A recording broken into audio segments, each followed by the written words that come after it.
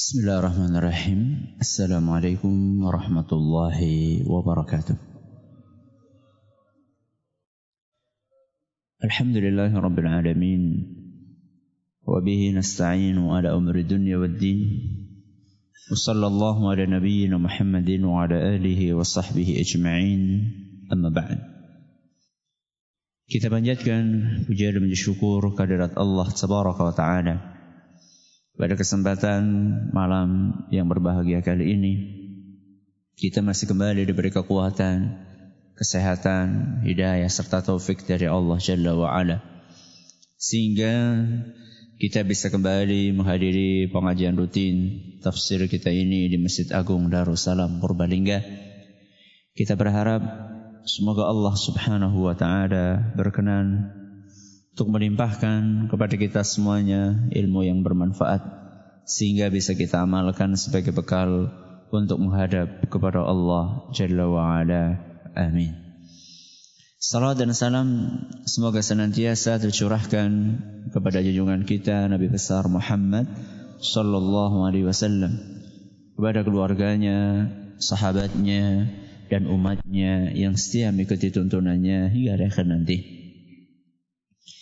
Sebelum kita memasuki materi kajian kita pada kesempatan kali ini, kita akan membaca bersama surat yang mulia, surat Al-Balad.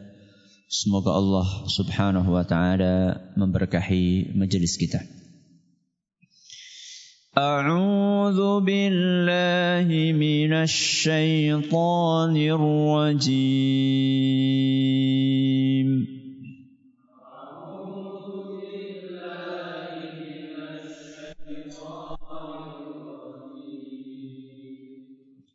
Bismillahirrahmanirrahim.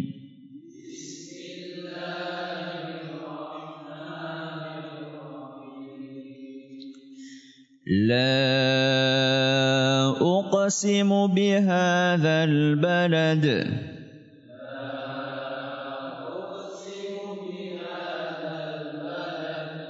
wa anta hillum bihadzal balad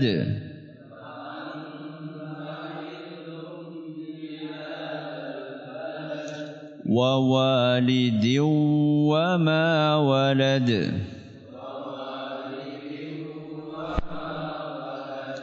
laqad khalaqnal insana fi kabad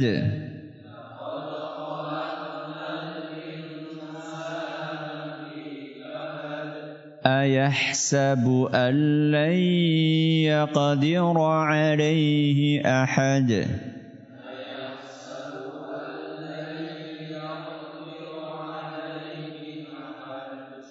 yaqulu ahlaktu malan lubada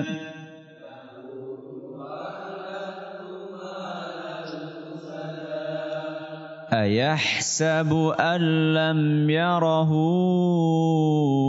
ahad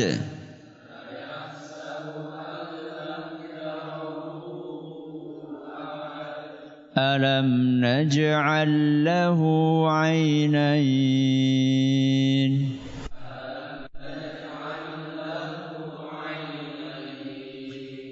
wa lisanan wa shafatayn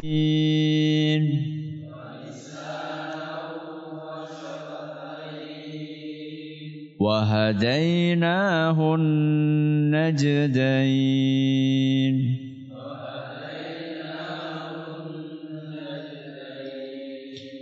falaqtahamal 'aqabah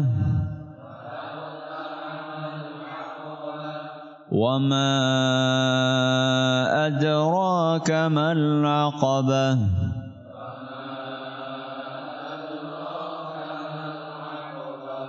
fakku raqabah aw it'amun fi yawmin dhi masghabah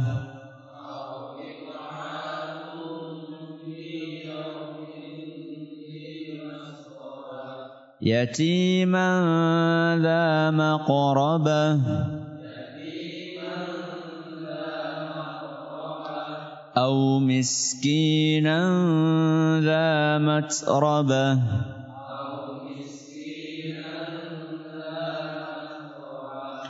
ثم كان من الذين آمنوا وتواصوا بالصبر وتواصوا بالمرحمة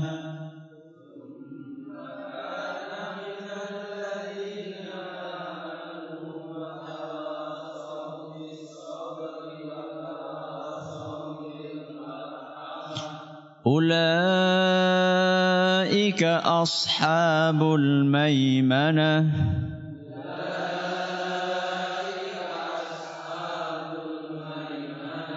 والذين كفروا بآياتنا هم أصحاب المشأمة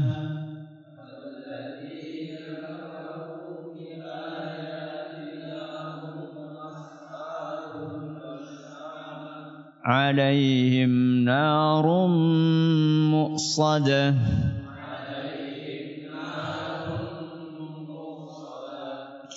Para hadirin dan hadirat sekalian kami hormati dan juga segenap pendengar Radio Ufika Insani 88.8 FM di Purbalingga dan sekitarnya. Para pendengar Radio Bas FM di Solo Tigo dan sekitarnya, Radio Roja di Jakarta, di Bandung, di Lampung, dan juga dimanapun berada. Para pendengar radio kita di Cirebon dan sekitarnya, Radio Al-Hikmah di Banyuwangi dan sekitarnya, dan juga para pemirsa Roja TV dan Yufid TV yang semoga senantiasa dirahmati oleh Allah Azza wa Jalla. Ayat yang terakhir kita bahas, ayat nomor berapa? Ayat nomor 4. Apa bunyinya ayat nomor 4? Laqad khalaqnal insana fi kabad. Sungguh kami telah menciptakan manusia dalam keadaan kabad. Saat itu kita menyampaikan ada beberapa penafsiran, kita bawakan 2 penafsiran tentang arti dari kabad. Salah satu dari penafsiran tersebut, kabad berarti tegak lurus. Alias kita diciptakan oleh Allah memiliki bentuk yang sangat sempurna. Karena postur kita tegak lurus. Berbeda dengan makhluk yang lainnya. Contohnya makhluk-makhluk yang berkaki 4. Makhluk-makhluk yang berkaki 4 tidak tegak lurus. Ya. Kalaupun bisa berdiri, berdirinya cuma sebentar. Setelah itu akan ambruk lagi. Nah, apa yang kita rasakan? Postur tubuh yang tegak lurus, bentuk yang sempurna, itu karunia atau bukan? Karunia. Orang yang beriman, orang yang percaya dengan adanya Allah,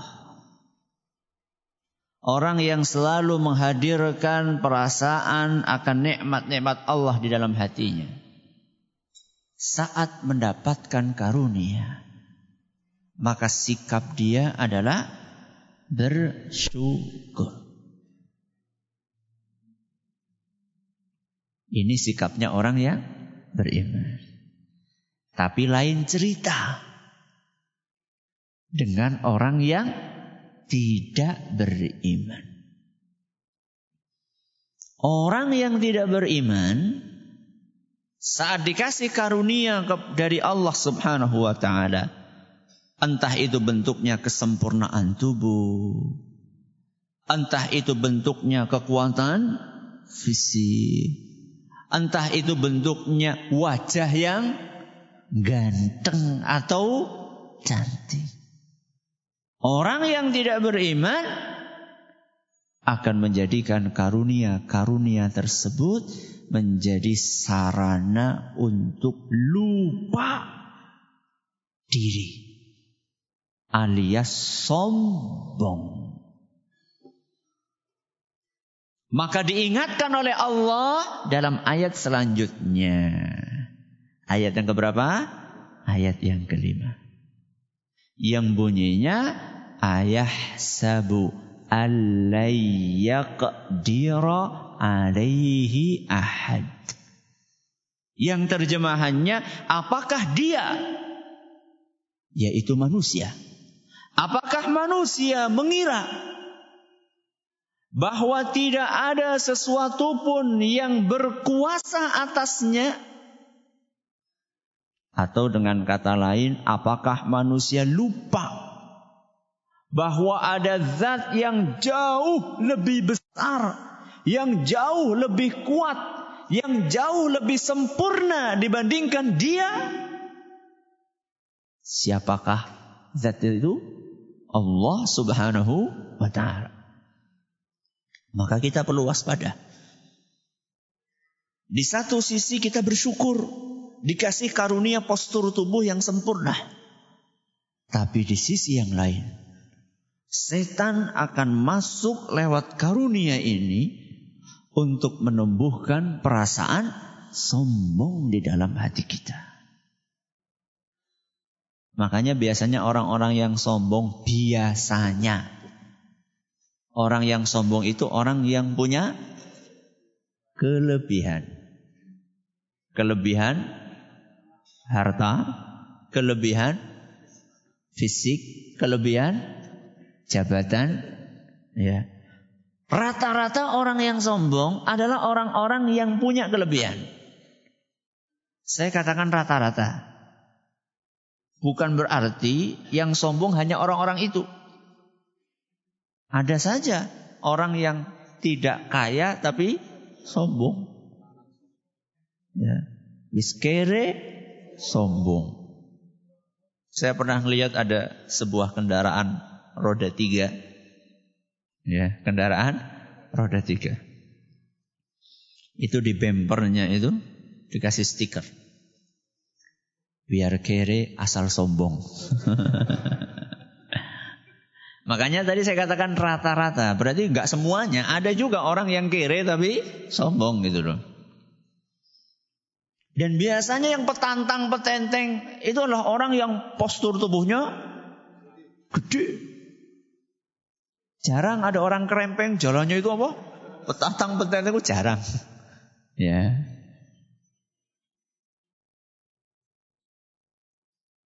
Allah kasih contoh. Di dalam Al-Quran, orang-orang yang sombong karena kekuatan.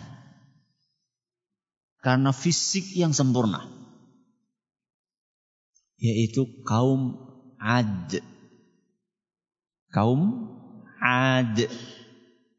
Kaum namanya kaum Ad. Kaum Ad ini adalah kaum yang Allah utus Nabi siapa di situ? Nabi siapa? Nabi Hud. Nabi Hud diutus kepada kaum Ad. Kaum Ad ini adalah sosok kaum yang memiliki fisik sangat kuat. Postur tubuh yang tinggi. Dan badannya kekar.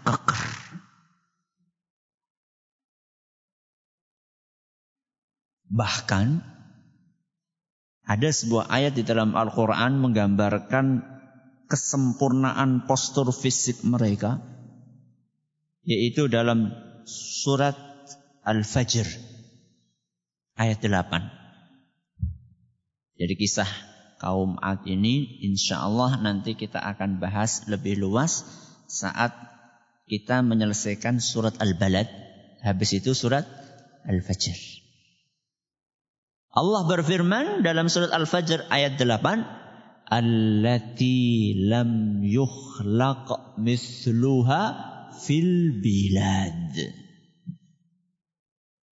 Kata Imam Al-Baghawi, arti dari ayat yang barusan kita dengar itu adalah Allah menggambarkan tentang kesempurnaan fisik kaum 'Ad yang tidak pernah Allah berikan kepada siapapun di negeri-negeri manapun.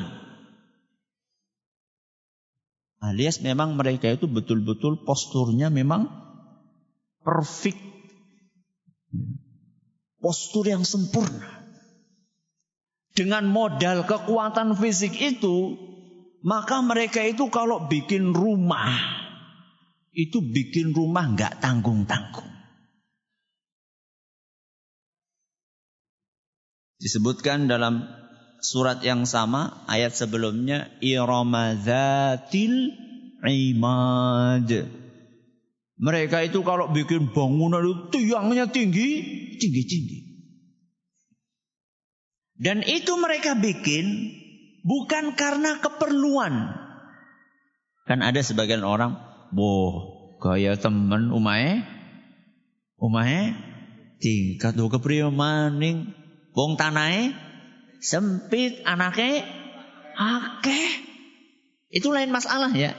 Kalau memang lahannya sempit, kemudian anggota keluarganya banyak, duitnya ada, itu penting. Karena duitnya ada duitnya ada, kemudian dia bikin tingkat dengan banyak kamar karena anggotanya banyak, tidak masalah. Yang kita bahas itu adalah orang yang nggak punya keperluan. Makanya diceritakan dalam sebuah ayat surat Asy-Syu'ara ayat 128. Jadi kaum 'Ad ini salah satu kaum yang paling sering disebutkan ceritanya di dalam Al-Quran dibandingkan kaum sebelumnya yang kita bahas di surat apa? Asy-Syams. Kaum siapa? Kaum Tsamud. Ya. Dibandingkan kaum-kaum yang lainnya, itu kaum 'Ad ini termasuk yang paling sering disebutkan. Salah satunya adalah dalam surat Asy-Syu'ara ayat 128. Dalam surat Asy-Syu'ara ayat 128, nabinya kaum 'Ad ini menegur kaum 'Ad. Atabnuna bikulli ri'in ayatan ta'basun? Ngapain? Kalian itu setiap menemukan tanah yang tinggi, kalian bikin istana-istana besar, setelah itu tidak kalian tinggali. Tidak kalian huni. Coba sekarang. Bikin rumah gede, megah, mewah, enggak ditempati. Buat apa? Buat apa? Buat bangga-banggaan. Nyong bisa gawe istana gede, keren, tinggi, besar. Oh nyejel bisa gawe apa? Wah, bikin lagi dia di sebelah sana. Temannya bikin lagi di tempat yang lebih tinggi lagi. Makanya apa yang dilakukan oleh kaum 'Ad ini, mereka membuat sesuatu hanya sekedar untuk bangga-banggaan. Tidak ada manfaatnya dunia, akhirat. Di dunia dia tidak mengambil manfaat apa-apa, karena bikin bangunan capek enggak? Capek. Setelah itu dia tidak tempati. Gak ada untungnya di dunia. Dia tidak menikmati. Dia hanya sekedar, kata ada orang lewat. Yang dicari kan cuma itu yang dicari. Dan ada sebagian orang seperti itu. Ya. Jadi beli mobil, ganti mobil hanya untuk mencari decakan kagum. Nanti begitu nyicil,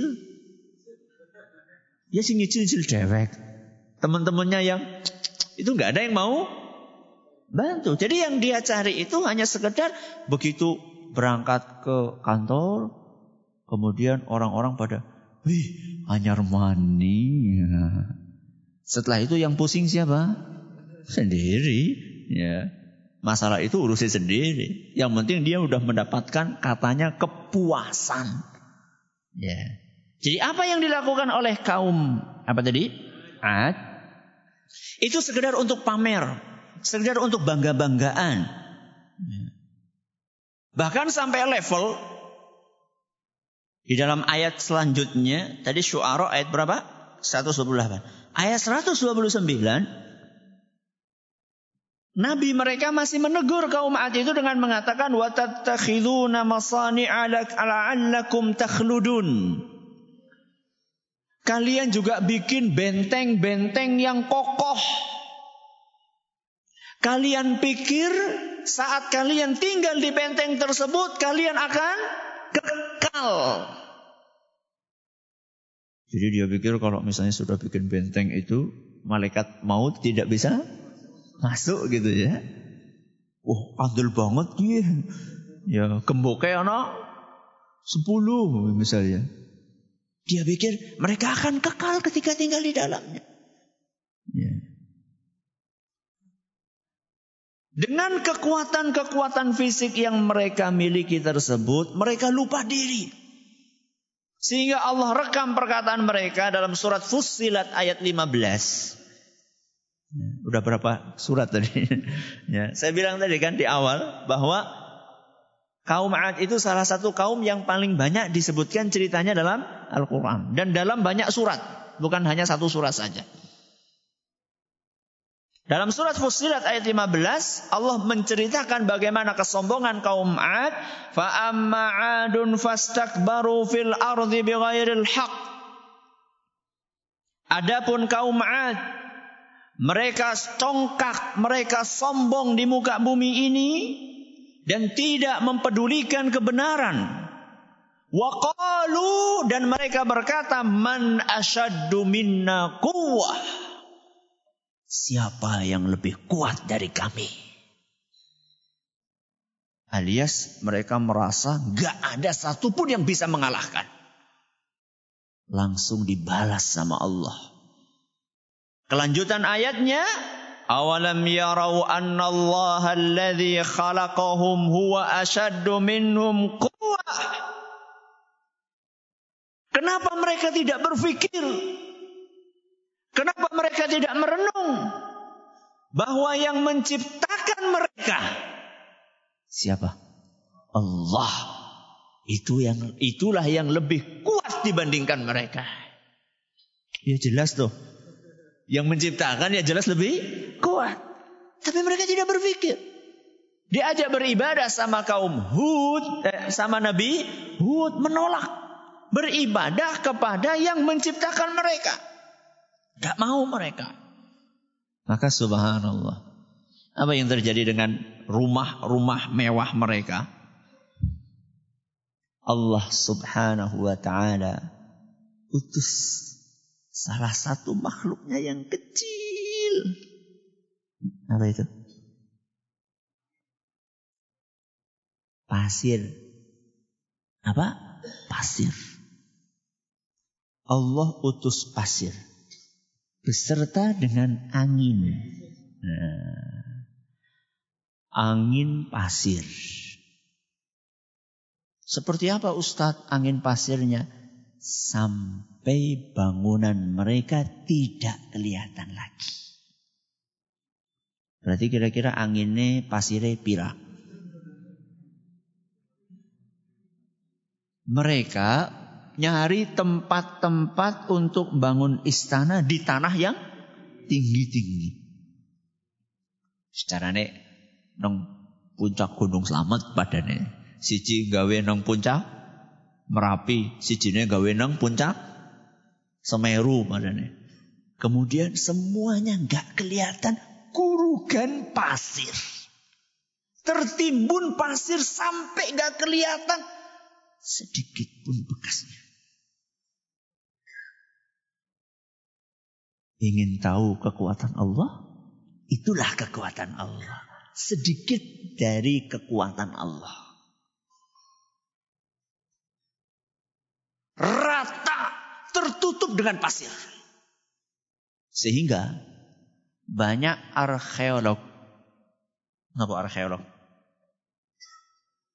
Orang yang kerjanya meneliti bekas-bekas sejarah. Mereka nggak percaya kalau pernah ada kaum namanya Ad. Jangan percaya nggak? Percaya nggak? Nggak kelihatan kok.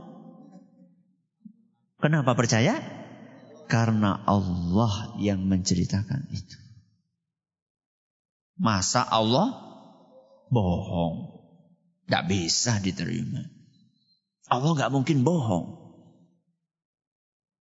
Dan apa yang disebutkan dalam Al-Quran tentang kaum Ad bukan dongeng. Dongeng kancil nyolong timun. Itu beda itu. Ya. Itu bukan mitos, itu kejadian nyata. Dan subhanallah, di tahun 80-an, 90-an, itu konon ada beberapa ahli sejarah, arkeolog yang melakukan penelitian dan ternyata ditemukan. Ya. Bekas-bekas atau sisa-sisa dari peradaban kaum siapa tadi? Ad. Ya. Kenapa mereka bisa sombong seperti itu? Karena mereka punya kelebihan. Ya. Dan kita yang punya kelebihan harus waspada. Bisa jadi kita pun terjangkiti penyakit seperti penyakit yang menjangkiti kaum Ad. Terus bagaimana Ustaz? Kita juga khawatir jangan-jangan kita nanti sombong karena kita punya kelebihan. Ya. Ada yang punya kelebihan kecerdasan, ada yang punya kelebihan kekayaan, ada yang punya kelebihan keturunan ningrat. Ya. Ada yang punya kelebihan bapaknya pejabat, ada yang punya kelebihan ini dan itu, masing-masing merasa punya kelebihan. Ada yang punya kelebihan daging, ya. Maksudnya gemuk gitu. Atau kelebihan kebanyakan daging kemarin. Kita juga harus waspada Ustaz, jangan-jangan kita juga terjangkiti penyakit tersebut. Ayat tadi ayahsabu allai yaqdiru alaihi ahad. Apakah manusia mengira bahwa tidak ada yang bisa menguasainya? Tidak ada yang bisa memberikan ganjaran atas perbuatannya. Tidak ada yang bisa membinasakan mereka. Tidak ada yang bisa memberikan pelajaran kepada mereka. Itu salah satu caranya untuk mengkikis penyakit kesombongan.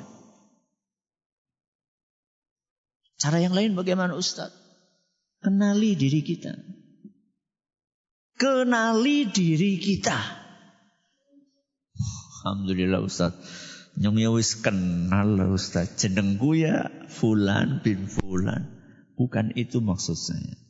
Tapi kenali kita ini diciptakan dari apa. Setelah itu kita akan kemana. Dan nanti di hari kiamat kita akan seperti apa. Ada rentetan ayat-ayat dalam Al-Quran yang mengajak kita untuk berpikir itu semua. Yaitu dalam surat Abasa. Surat apa? Abasa. Ayat 17 sampai 22. Surat apa? Abasa. Ayat pinten? 17 sampai 22.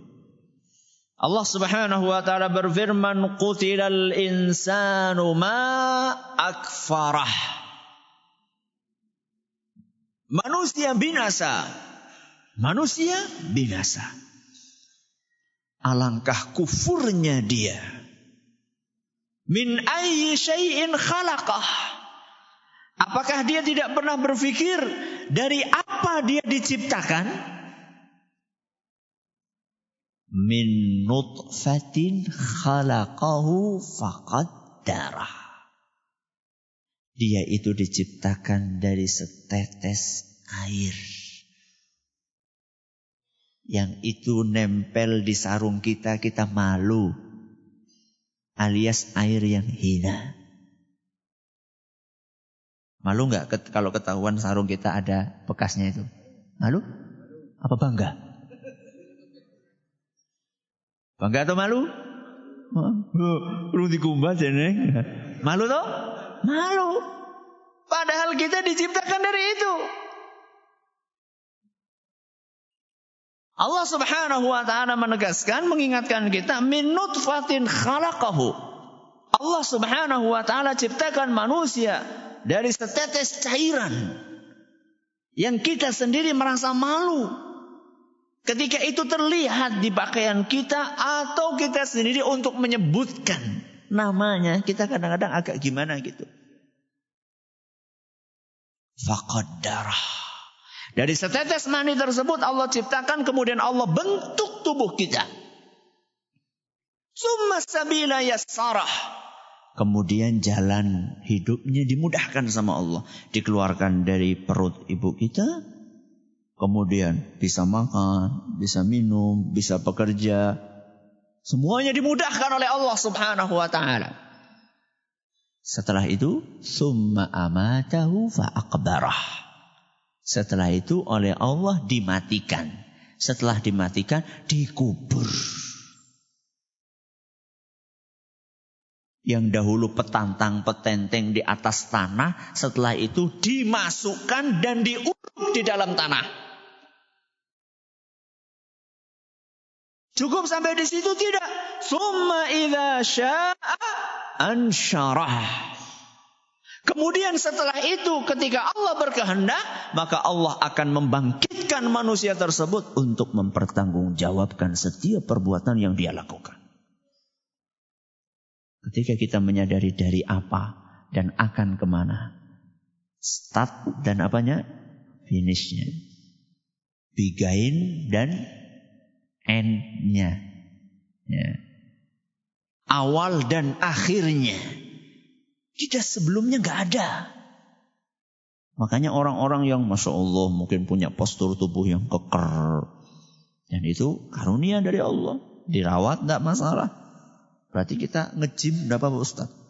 Apa nge-gym? Fitness. Ngangkat apa? Barbel gitu. Itu boleh Ustaz? Boleh, gak apa-apa. Yang penting gue ngapa. Nah, buat apa? Ya. Kalau kemudian tubuh fisik kayak gitu keker kayak gitu, kemudian untuk ngangkati bambu, teman tetangga bangun apa? Rumah. Bagus nggak itu? Bagus. Ya. Karena bambu sama barbel berat mana? Nggak tahu saya. Ya barbel misalnya 20 kilo, bambu kali berapa kilo kan ya? Ya. Yang lainnya gotongan dia bawa sendiri. Bantu. Fisik yang keker itu bukan untuk petantang petenteng, pakai kaos yang street, six pack, yang kelihatan keker gitu kan. Untuk petantang bukan, tapi dia itu untuk menjaga kesehatannya. Kemudian waktunya sholat karena fisiknya kuat, dia berangkat ke masjid. Ya, soft pertama, bukan malah di depannya imam. Kapan gue depan imam? Mau masjidnya habis mati tok, alias hanya ketika disolati saja, bukan. Tapi dia fitness untuk menjaga kebugaran fisiknya supaya ibadahnya semangat. Puasa Senin Kemisnya rajin, ya. Setiap ada tetangga membutuhkan bantuan, langsung dia cancut kali tali wondo, ya. Betul ya? Betul. Ya, kok keliru ngomongnya. Ya, langsung dia siap untuk membantu. Oke, enggak masalah. Ya. Maka kita harus tahu kita ini diciptakan dari apa. Kemudian walaupun kita punya kekuatan, punya kelebihan, punya fisik yang Masya Allah, kita ingat bahwa kita tetap lemah. Ya. Loh, orang yang kuat itu loh, kecocok ri, tertusuk duri. Ketika nggak bisa ngeluarkan durinya itu bagaimana coba? Bingung toh? Ya. Padahal duri itu sangat kecil. Dari situ kita seharusnya langsung sadar bahwa kita itu fisiknya gak ada apa-apanya ketika Allah Subhanahu wa ta'ala berkehendak untuk mengingatkan kita dengan sesuatu yang kecil.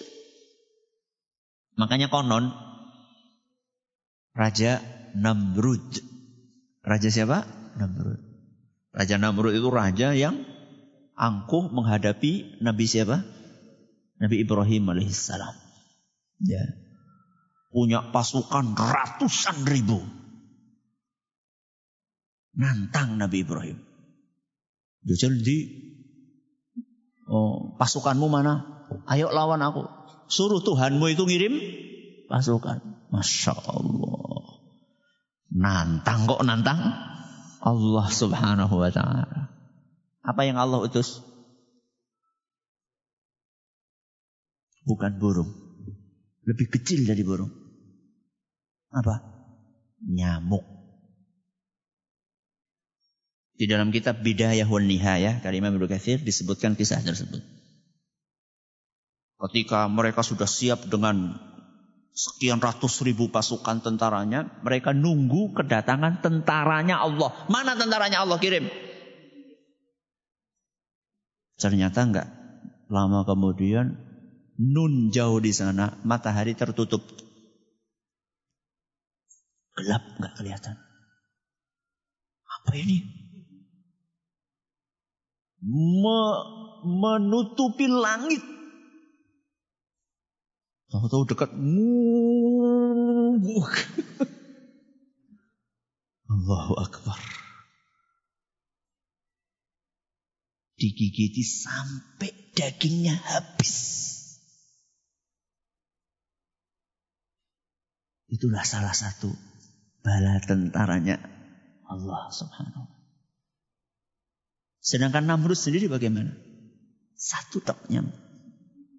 Yang menyerang cuma satu. Yang lainnya dikrokoti sampai habis tinggal tulang. Namrud cuma dikirim sama Allah satu. Buat apa? Masuk ke hidung. Masuk ke otak.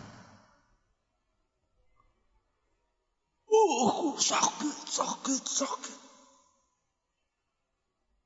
Dia bilang sama istrinya, ini tolong dipukuli kepala saya, pusing sakit. Istrinya takut-takut memukulin raja.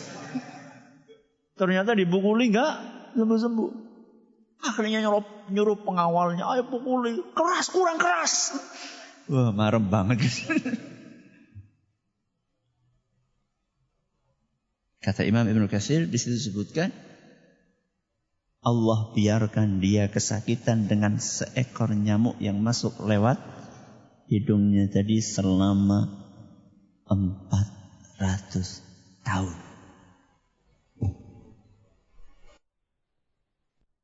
Itulah akhir hidup seorang yang sombong. Maka ayahsabu allai yaqdira alaihi ahad. Jangan pernah kita berpikir bahwa apa yang kita lakukan itu tidak ada pertanggungjawabannya. Allah tidak tidur. Jadi ketika kita melakukan perbuatan menzalimi orang lain, ketika kita melakukan perbuatan memfitnah orang lain, ketika kita melakukan perbuatan menghalangi kebaikan, orang mendirikan rumah ibadah masjid malah dihalangi. Ketika kita lakukan itu dan saat ini kita merasa menang, ingat Allah tidak tidur. Setiap yang kita lakukan ada pertanggungjawabannya, cepat atau lambat, di dunia atau di akhirat.